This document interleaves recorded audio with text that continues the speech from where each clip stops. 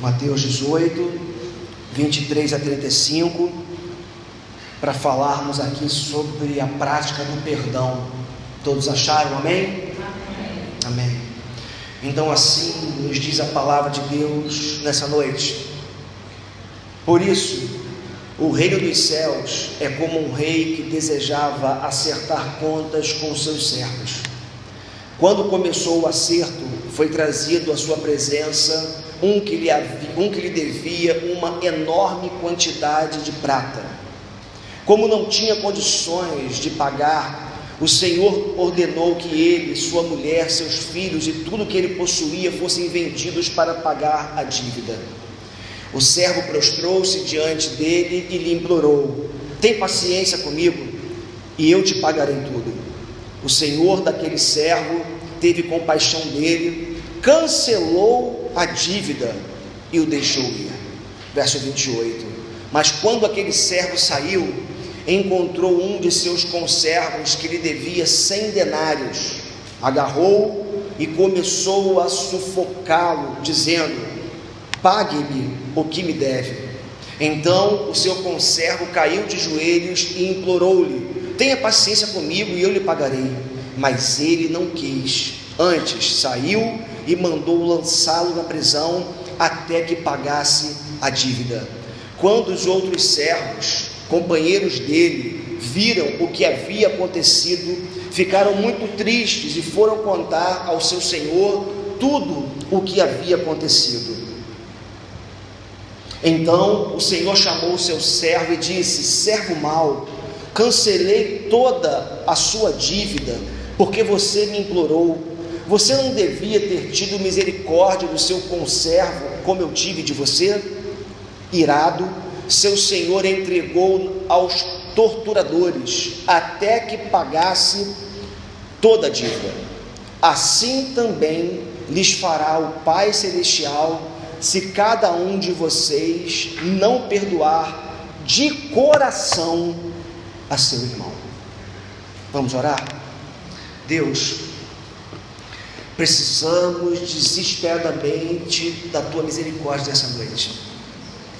Como é difícil nos encontrarmos com um texto como esse, textos que, como esse, exigem de nós posturas que muitas vezes nos sentimos incapazes de tê-las, Senhor. Eu oro por mim, pelos meus irmãos nessa noite, que essa palavra possa penetrar no nosso coração, que possa transformar a nossa vida, possa nos desensimesmar, possa nos libertar, possa fazer uma revolução, Pai, na nossa vida nessa noite. Desde já, eu oro por todos aqueles que entraram aqui com dificuldade de perdoar. Em nome de Jesus, que haja libertação nessa noite, que haja quebrantamento do coração nessa noite, que haja convencimento do teu Espírito nos corações nessa noite, para que nós possamos ter um coração como o teu, para que nós possamos perdoar assim como o Senhor tem nos perdoado todos os dias. Tem misericórdia de nós, Senhor. Peço pela minha vida, preciso tanto do Senhor nessa noite, não tenho condições de falar aos meus irmãos o que eles precisam ouvir, mas eu conto com o Senhor, porque só o Senhor pode nessa noite falar através da minha vida.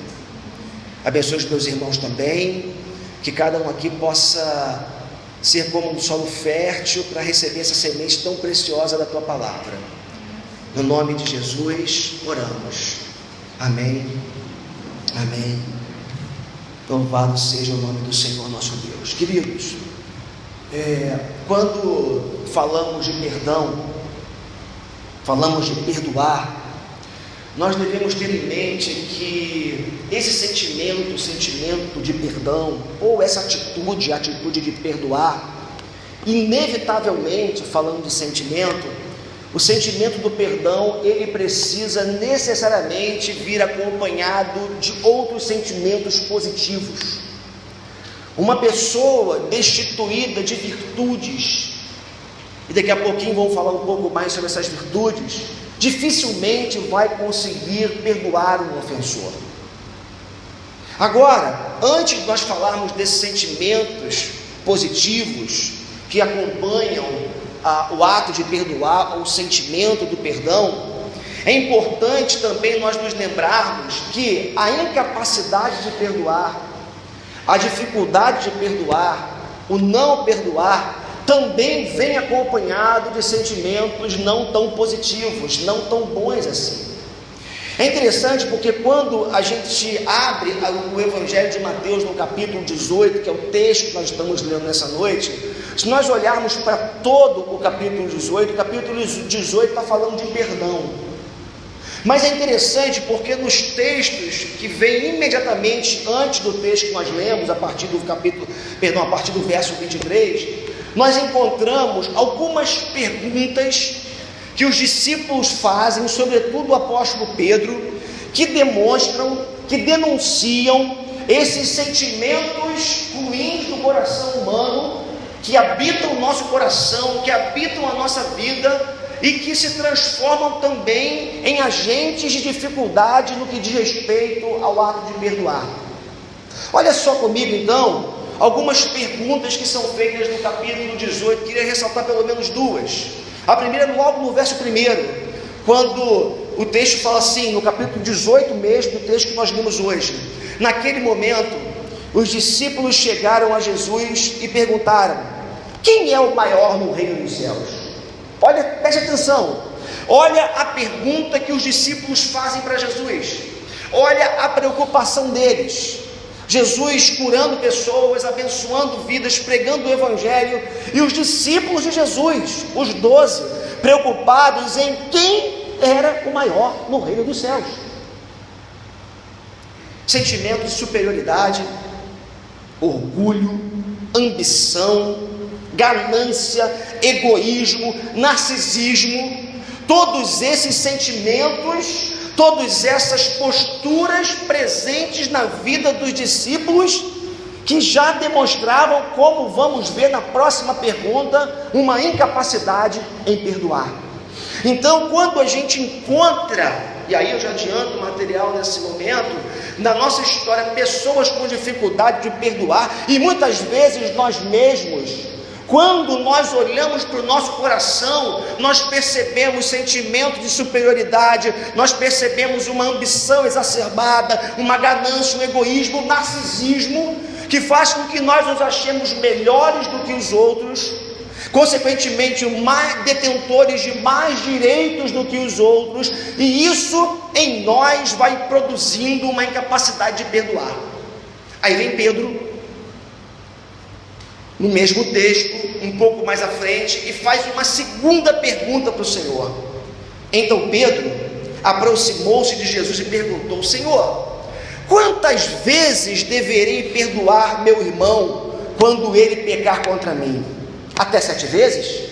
Preste atenção na pergunta de Pedro no verso 21, porque essa pergunta de Pedro não denota alguém que estava disposto a perdoar, não denota alguém que estava disposto a gastar perdão, por assim dizer, a esbanjar perdão, por assim dizer. Nós encontramos alguém muito parecido conosco, com uma dificuldade absurda e doido para que Jesus ficasse no mínimo razoável do perdão, que era o 7, por assim dizer, como a lei determinava.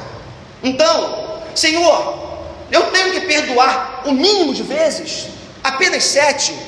E Jesus dá a resposta para Pedro, dizendo que o perdão tem que ser uma postura infinita na vida do crente, na vida do discípulo de Jesus. Perceba que quando Pedro faz essa segunda pergunta, ele deixa muito claro a dificuldade que ele tinha de perdoar, mas também a dificuldade que nós temos de perdoar. Por uma razão muito simples, meus irmãos: o perdão não é algo natural. Natural no homem é não perdoar. Natural no homem é acusar, é exigir, é cobrar, é guardar a mágoa e o ódio no coração. A gente não precisa ir muito longe. Olha para o nosso ambiente de trabalho, olha para o ambiente familiar, olha quantas coisas nós conseguimos guardar no coração, coisas que as pessoas falam, a capacidade que nós temos de guardar uma fala e às vezes isolada de alguém que em um determinado momento da vida falou alguma coisa para nós meio atravessada, a gente guarda aquele negócio do coração, se arma contra o outro e consequentemente vem sentimentos ruins de mágoa, de ódio no coração, e aquela pessoa já morreu para você. Não é assim que acontece? O sujeito virou um pouco o olho para você, o sujeito falou de uma única vez mal com você.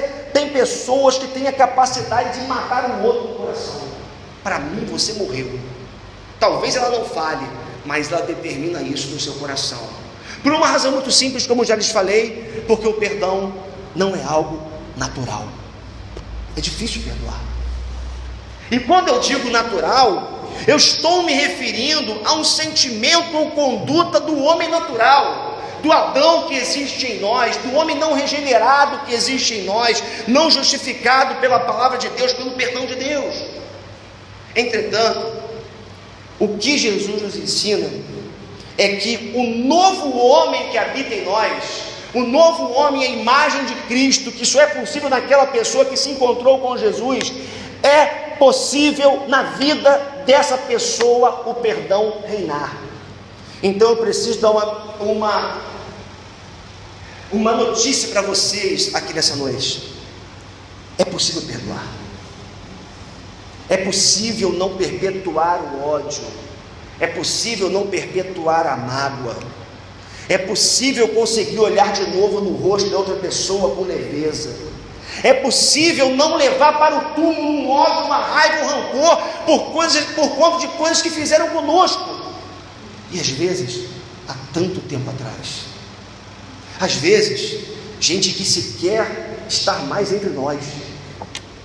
Tem gente que guarda raiva, rancor e ódio de pessoas que até já morreram. Não conseguem perdoar. Aí é interessante porque Jesus, para nos ensinar a respeito do perdão, ele conta uma parábola. Ele conta a parábola de um homem que tinha uma dívida muito grande e que, ao ser chamado pelo Senhor e o detentor daquele direito, o credor daquela dívida, por assim dizer, ele chega diante desse Senhor e fala: Senhor, tem paciência comigo, porque eu vou te pagar tudo que eu te devo. E o texto diz que aquele Senhor se compadece daquele homem e diz: fala o seguinte, a tua dívida está cancelada, não tem mais dívida, não precisa pagar mais coisa alguma. O problema qual foi? Ele sai da presença daquele Senhor, ele se encontra com um conservo, ele se encontra com uma pessoa que também tinha uma dívida infinitamente menor do que a dívida que ele tinha com o seu Senhor, e aquela pessoa tem a mesma postura que ele teve diante do Senhor dele, e fala: tem misericórdia de mim, tem paciência comigo, eu vou pagar tudo. E o texto diz que ele, sem compaixão, pega aquele homem, o lança na prisão, porque ele não pagou a dívida pequena que ele tinha, aquele conservo tinha com aquele servo ali naquele momento. E Jesus conta essa parábola para nos ensinar algumas coisas a respeito do perdão. Jesus conta essa parábola para poder nos mostrar a importância do perdão, a centralidade do perdão na vida cristã, a centralidade do perdão do nosso cotidiano. E eu extraí algumas lições desse texto que eu queria compartilhar com você nessa noite. Primeira lição que eu percebo nesse texto a respeito do perdão é que esse texto, nele há um pressuposto básico existencial, que é a dívida com a qual todos nós nascemos. Deixa eu dizer uma coisa para você: quando um ser humano nasce, ele já nasce com uma dívida existencial e espiritual diante de Deus, e esse texto nos mostra isso. Todos nós, existencialmente e espiritualmente falando, já nascemos endividados. Veja comigo. Por isso, o reino dos céus é como um rei, estou nos versos 23 e 24. Por isso o reino dos céus é como um rei que desejava acertar contas com seus servos. Quando começou o acerto, foi trazido à sua presença um que lhe devia uma enorme quantidade de dinheiro. É interessante esse texto porque ele fala justamente da condição existencial e espiritual de todo ser humano. Nós nascemos endividados. Nós nascemos numa grande dívida com Deus. E se tem uma coisa que iguala a todos, Se tem algo que faz com que todos nós estejamos no mesmo patamar, é justamente a dívida que nós temos com Deus. Se não, preste atenção que alguns textos que eu vou ler nessa noite, você pode acompanhar na sua Bíblia se você quiser. Romanos capítulo 3, verso 23.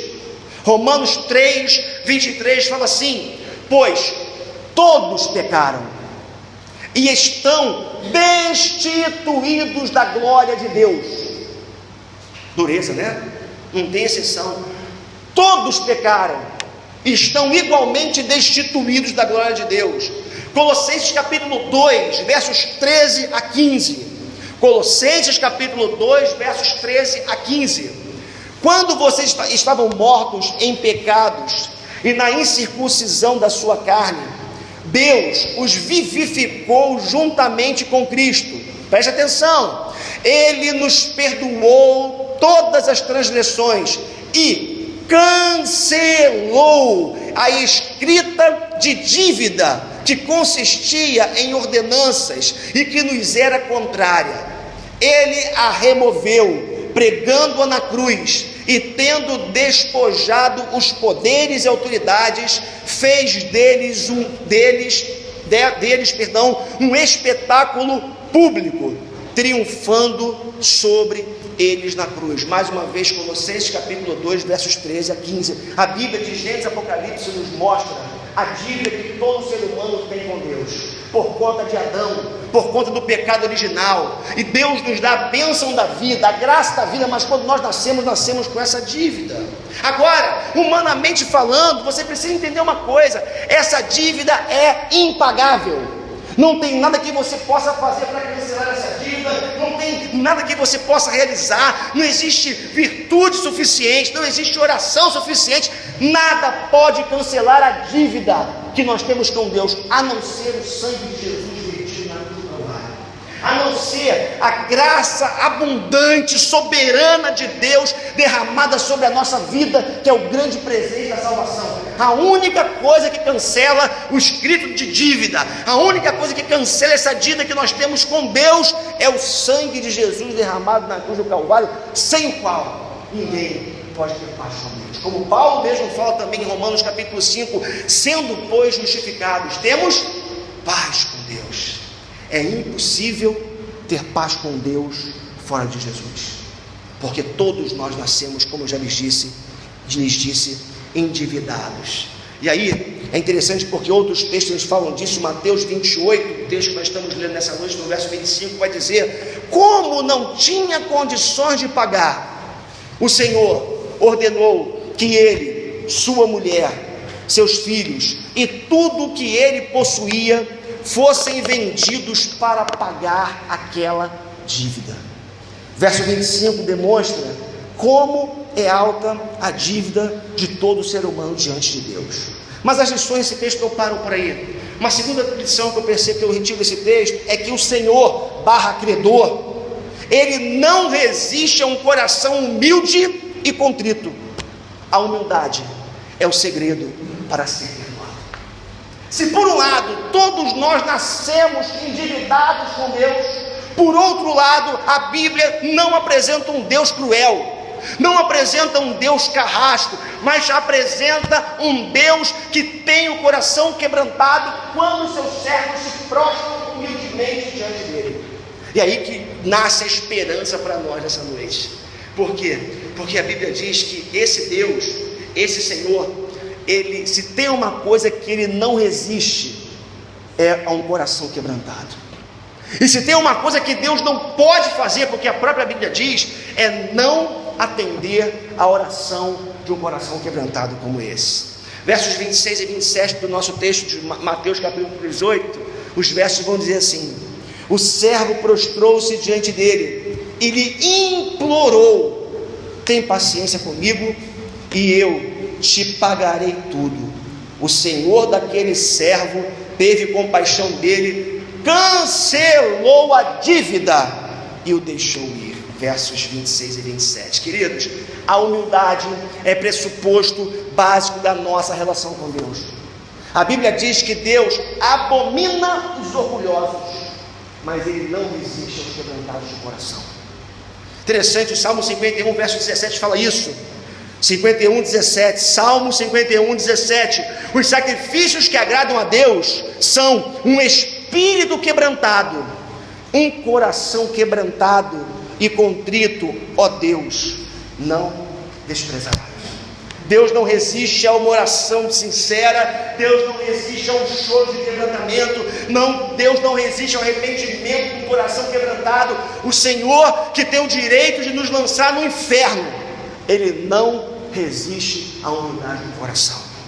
1 Pedro capítulo 5, versos 5 e 6, o texto fala assim, 1 Pedro 5, 5 e 6, da mesma forma, jovens, sujeitem-se aos mais velhos, sejam todos humildes uns para com os outros, porque Deus se opõe, é dura a palavra, Deus se opõe aos orgulhosos, mas concede graça aos humildes.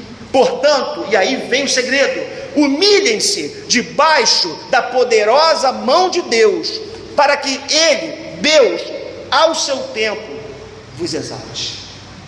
O segredo de tocarmos o coração de Deus não são nossas boas obras, não é nossa caridade, não é o bem que nós podemos fazer para qualquer pessoa, mas o segredo para tocarmos o coração de Deus é um coração quebrantado, e um coração quebrantado Deus não despreza jamais. Terceira lição, nos nossos relacionamentos, vamos descer agora, né?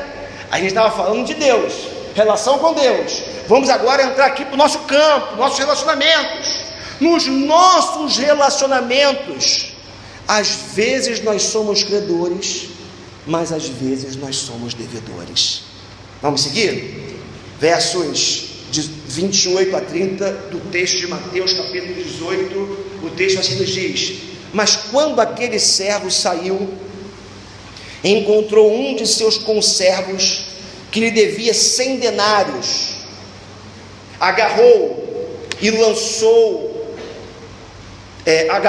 começou a sufocá-lo, dizendo: pague-me o que me deve. Então o seu conservo caiu de joelhos e implorou: tenha paciência comigo e eu lhe pagarei. Mas ele não quis, antes saiu e mandou lançá-lo na prisão até que pagasse a dívida. Olha que interessante, já falei isso para vocês. Esse homem, ele sai da presença do seu credor, ele devia uma quantidade absurda de dinheiro. Tem uma relação que é feita aqui com relação a essa dívida. Um denário era o pagamento de um dia de um trabalhador. Então, se esse conservo devesse para ele, no caso, como o texto diz, 100 denários, a dívida era de 100 dias de trabalho. Essa era a dívida que esse conservo tinha com esse servo impenitente, por assim dizer, incompassivo, por assim dizer, como o texto diz. Entretanto, a dívida que aquele homem tinha com o seu senhor maior, digamos assim, com o rei, era uma dívida impagável. Era uma dívida que ele não tinha condições de pagar. E eu queria que nós entendêssemos isso nessa noite. Se por um lado, em alguns momentos da vida nós somos credores, como assim credores? Nós somos detentores de direitos, somos os magoados, somos os feridos, somos os machucados, e muitas vezes somos machucados, feridos. Por outro lado, queridos, muitas vezes, e não são poucas, somos nós que ferimos, somos nós que machucamos, somos nós que de alguma forma desprezamos as pessoas. É por isso que nos nossos relacionamentos, eu vou começar a aplicar um pouquinho mais aqui, nós não temos o direito de não perdoar. Por quê? Se hoje eu estou com o direito, se hoje eu figuro como machucado, como ofendido, eu não posso me esquecer que eu já feri, eu já machuquei, eu já oprimi, ou se não fiz, duvido, farei um dia. O nosso problema é esquecer muito facilmente as mágoas que nós criamos, as feridas que nós abrimos. O nosso problema é que muito facilmente, quando alguém faz alguma coisa com a gente se esquece da capacidade que nós temos de cometer o mesmo erro, de ferirmos da mesma forma. Mas o texto é claro quando nos mostra, e Jesus foi fantástico mais uma vez na sua fala, na sua parábola, porque ele diz: olha, se ontem você foi o devedor, hoje você é o credor. Se hoje você é o credor, amanhã você será o devedor. Porque nos relacionamentos humanos é assim que funciona. Gente, olha dentro de casa, quanta besteira que a gente fala, e parece que quanto mais intimidade, mais direito a gente tem de ofender, né? Tem um negócio engraçado, né? A gente acha, porque eu convivo com você, a gente está aqui há 10, 15 anos juntos, a gente acha que a gente tem direito de falar algumas coisas para o outro que magoam profundamente. Aí amanhã a pessoa que convive com a gente se acha no direito de fazer a mesma coisa, porque foi ferida, acha que pode ferir também, a gente se magoa, a gente não aceita, a gente não gosta, porque a gente esquece muito facilmente da capacidade que a gente tem de ferir, de magoar, de abrir feridas. Por isso, queridos, não se esqueçam que tem horas que nós vamos figurar como aqueles que foram ofendidos, mas em muitos momentos somos nós que vamos ferir. E vou dizer mais: muitas vezes nós ferimos e sabemos, fazemos conscientes, machucamos porque queremos, mas em tantas outras vezes, ou em algumas outras vezes, nós ferimos pessoas e nós sequer temos a noção de que nós fizemos isso. Aí uma vez aconteceu isso comigo, eu estava com uma pessoa no meu relacionamento, depois de anos, essa pessoa: sabe aquele negócio que você falou para mim aquele dia? Eu não lembrava. Você não tem noção de como que aquilo me machucou. Caramba, eu não lembrava mais, porque para mim aquilo foi algo natural, foi um comentário, né? Uma crítica construtiva, quem sabe naquele momento eu pensei que fosse, mas feriu, machucou. E assim acontece com os nossos relacionamentos. Vai passar mais um pouquinho? Não podemos nos esquecer de uma outra lição, que a pior ofensa que alguém possa cometer contra nós, ou que alguém pode cometer contra nós, esta não se compara com a ofensa que nós cometemos todos os dias contra Deus. Isso é importante. Pensa agora num exercício difícil, talvez. Pensa agora em alguém que te feriu muito, que te machucou muito, que falou algo para você, que fez algo com você, que você ficou arrasado, quem sabe. Essa ofensa não se compara ao fato de eu e você termos colocado Jesus na cruz. Fomos eu e você que colocamos Jesus na cruz do Calvário. Foram as nossas ofensas que mataram Jesus. Foram os nossos pecados que crucificaram Jesus. Por isso, nós não podemos esquecer que, por pior que seja a ofensa que alguém tenha cometido contra nós, esta ofensa não se compara às nossas ofensas diante de Deus. Verso 28 que nós já lemos, no capítulo 18 de Mateus, diz: mas quando aquele servo saiu, encontrou um de seus conservos que lhe devia 100 denários. Essa relação é interessante, né? Ele, já falei isso para vocês, devia uma quantia enorme de dinheiro, enorme, impagável. O seu conservo lhe devia apenas 100 denários.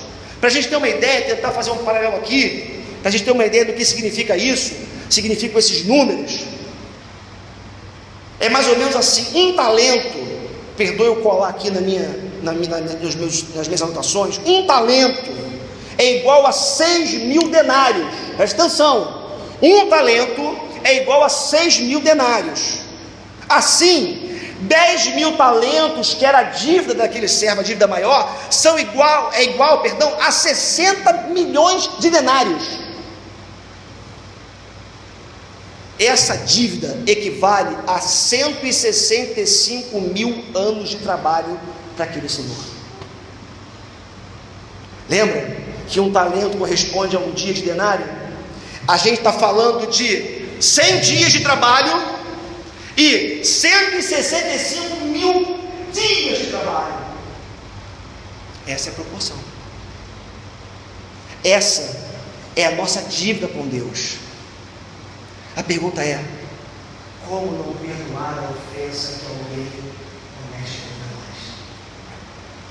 O nosso grande problema é não levar em consideração o tamanho da nossa dívida e que já foi paga na cruz do Calvário. O nosso grande problema é nos acharmos bons demais, que nós não ofendemos ninguém, que nós não magoamos ninguém, mas a nossa principal e maior ofensa foi contra o nosso Senhor, que foi preso naquela cruz, foi colocado naquela cruz por causa das nossas ofensas, e ainda assim Ele perdoou a nossa impagável dívida. Meu irmão, minha irmã, eu não quero me prolongar muito nessa noite, mas deixa eu fazer algumas aplicações práticas aqui desse texto, que pontuar algumas coisas importantes. Entenda uma coisa nessa noite: o exercício do perdão é uma das práticas mais básicas e centrais da fé cristã. Se tem algo que alguém que conheceu a Jesus, que foi lavado pelo sangue de Jesus, que foi perdoado por Jesus, tem obrigação de fazer, é perdoar.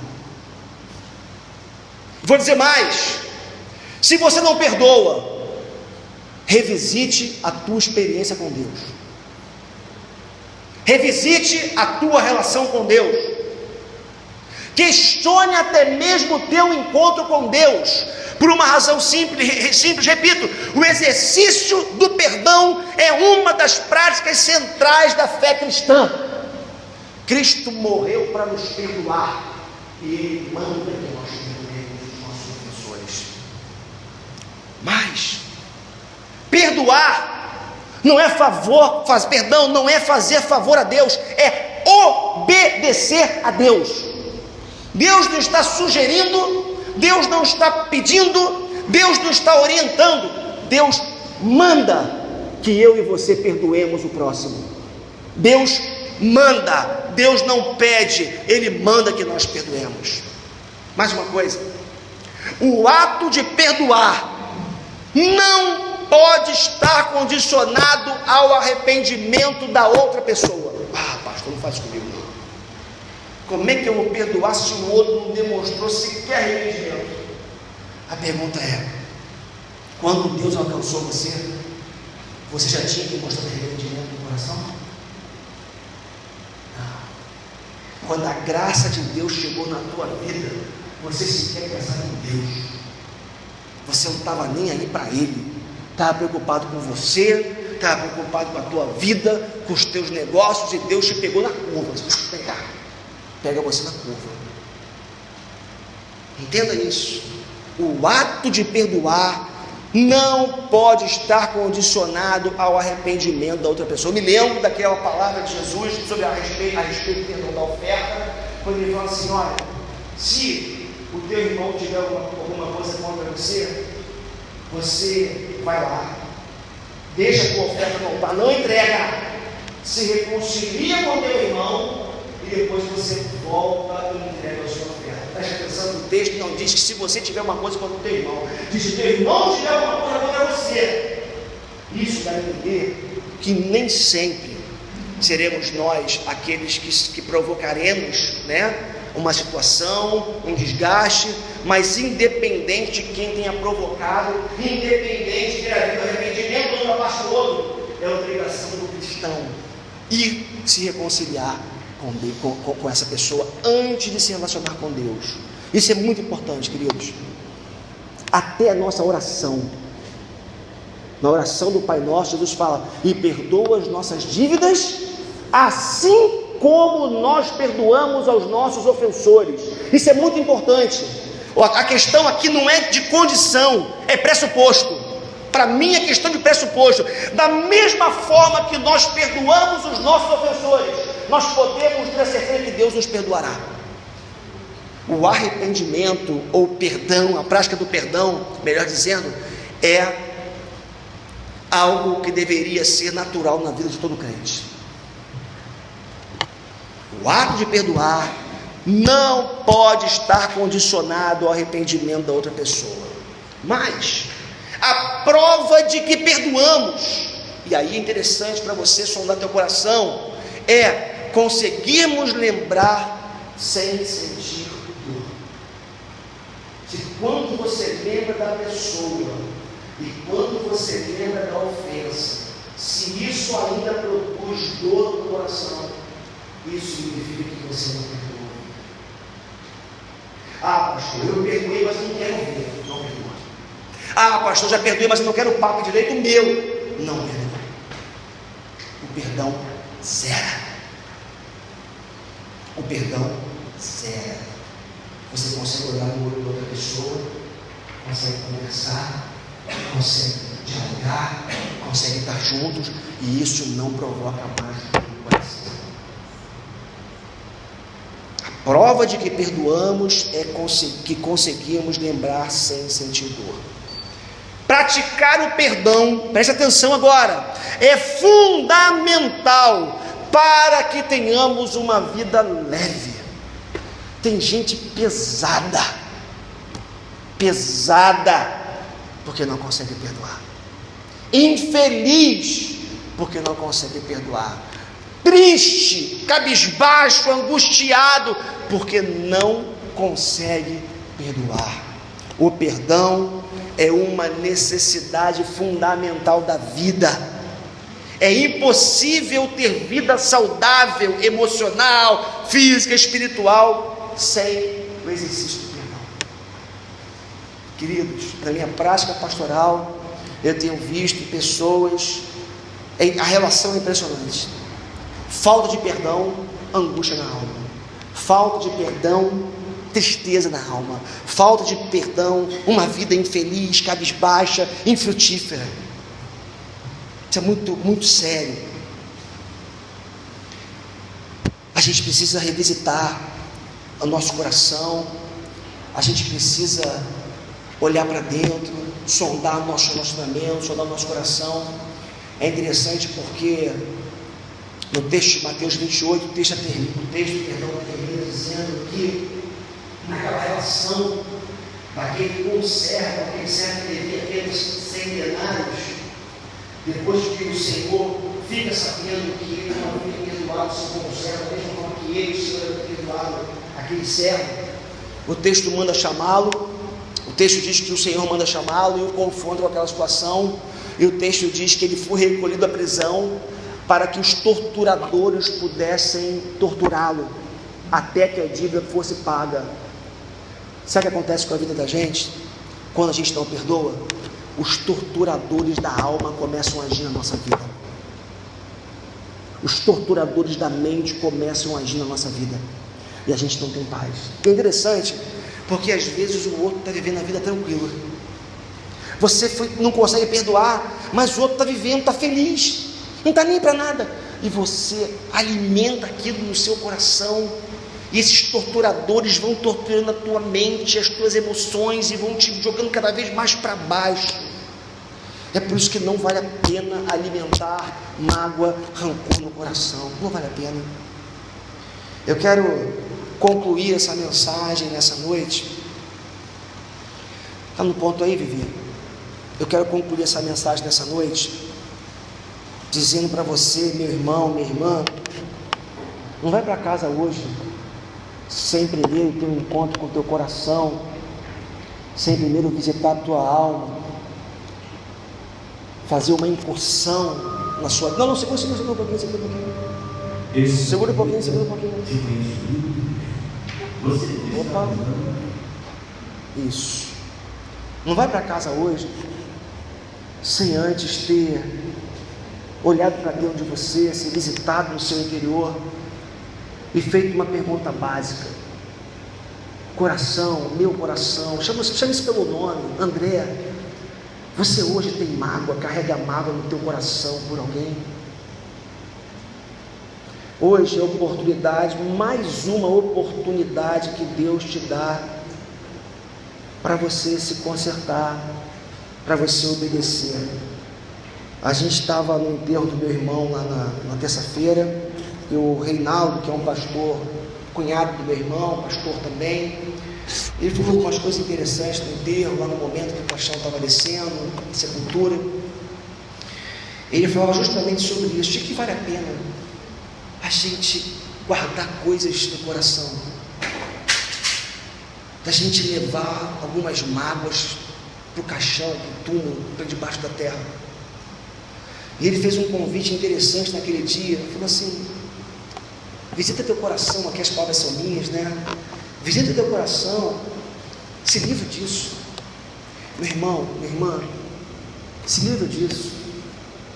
Esse é um peso que você não precisa carregar. Esse é um peso que não precisa estar no teu coração. Você não precisa mais ser torturado por isso. Não leva mais isso para casa. Não deixe que isso mais acompanhe a sua vida. Vá até o teu ofensor. Vá até a pessoa que te magoou. Peça perdão. Mesmo que você não tenha feito nada, fala assim: olha, eu quero te pedir perdão. Vou dizer uma coisa para você que tem a ver com os trechos do filme que eu vou colocar para a gente aqui agora. Quando a gente pede perdão, mesmo sendo a pessoa ofendida, nós quebramos alguns ciclos viciosos. Nós quebramos algumas posturas. Porque é interessante, às vezes o outro está doido para vir na direção da gente, mas não tem coragem. Aí você dá o primeiro passo na direção do outro. Que festa! Eu vou colocar alguns, ainda não, Bíblia, só vamos falar para você. São trechos de um filme interessante que eu vi recentemente, chamado Santos e Soldados, Operação Berlim. É a história da guerra, da Segunda Guerra Mundial, né? Enfim, quando em Berlim havia, né, aquele momento de guerra, e um sargento estava na batalha, mas ele era alguém com uma vocação pastoral, filho de uma mãe católica, de um pai batista, mas que decide para a batalha pelo seu país. E o texto ele vai alternando em momentos, o filme vai alternando momentos em que da batalha e momentos da lembrança. Eu tive que condensar, eu terminei isso aqui, eu tive que a perdão um pouquinho, ficou mais de 10, 11 minutos ainda aqui. Espero que dê para você entender a mensagem, mas tem a ver com o que nós falamos aqui nessa noite. Tem a ver com um ato de perdoar. Então eu queria que a gente visse agora com toda atenção, tá, esse vídeo, e na sequência a gente vai orar juntos aqui, tá bom?